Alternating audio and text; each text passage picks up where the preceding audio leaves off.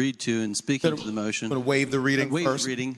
Thank you, sir. The question is, shall the reading of the floor amendment be waived? All in favor of waiving the reading will say aye. Aye. Those opposed, no.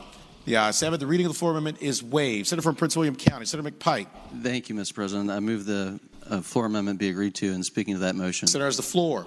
I wanted to highlight a couple of things. And first off, I appreciate the Senator for Portsmouth's work on this. I think this bill has improved over its time. And I think of all the lines within the bill, I've grown more comfortable with a lot of the provisions that she's been working on so diligently. The last 20 lines of the bill still cause a little concern that I wanted to make sure to highlight for the body. And I'm sure folks have reached out to you. And the last 20 lines of the bill are the fifth enactment section of the bill. The section that's before the body is trying to mitigate factors in regards to historical horse track racing and horse track racing itself, which I think is a laudable goal. It is one that I support, figuring out a fix to this fifth enactment. The issue is that in doing so, if you read through the provisions, there are a couple pretty fundamental questions that I wanted to highlight before the body. Certainly, the laudable goal is to, number one, increase purses, to increase the number of horse track races that occur. Right now, I think we're at 15 to 18, based on all the machines and what we've already approved to support the industry. Nothing in this enactment, as you read it, after every referendum for a new casino is passed, increases the number of machines by a multiple, as you'll see in the line, of 600. That's increasing the number of machines by 600, independent of whether a casino actually opens up, by the way. So if a referendum passes, more machines happen, even though there may or may not be any mitigating factors with it. There's a total cap of 2,500 under the provision, so you get additional 2,500 machines. And so the couple of issues is there's nothing in this to say as we increase the machines, we're actually going to increase the number of races. And so we're having a policy put into an enactment that's chasing a goal that's not articulated within the enactment.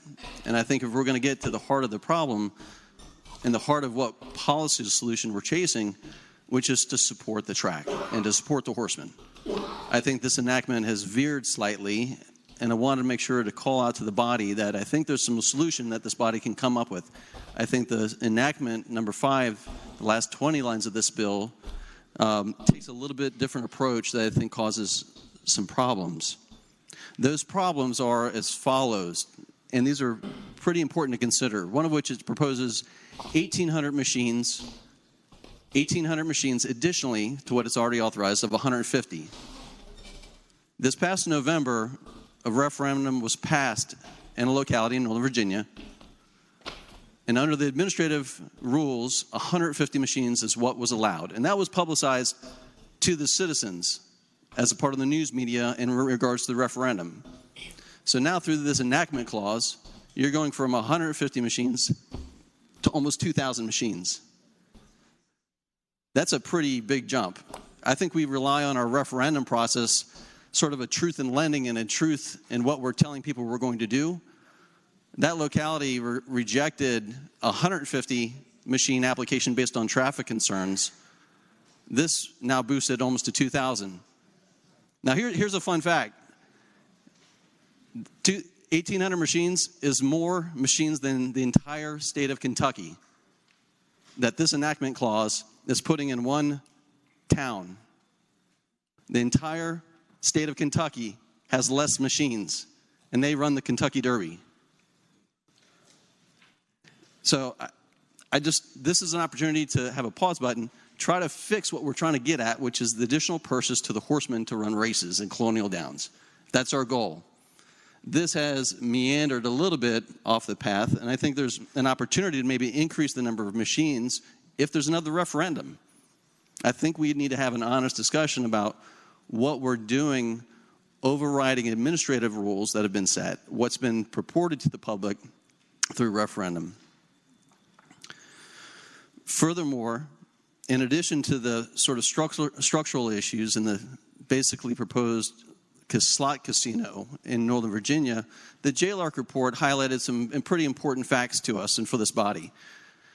If this body and the body down the hall were to approve a future Northern Virginia casino, considerable amount of revenue would come from that casino, almost double what's projected off of the 5. By allowing this size operation, this is basically the size of the Horseshoe in Baltimore, to occur, we are creating incumbency, which we will now have to mitigate in the future should the body consider a future Northern Virginia.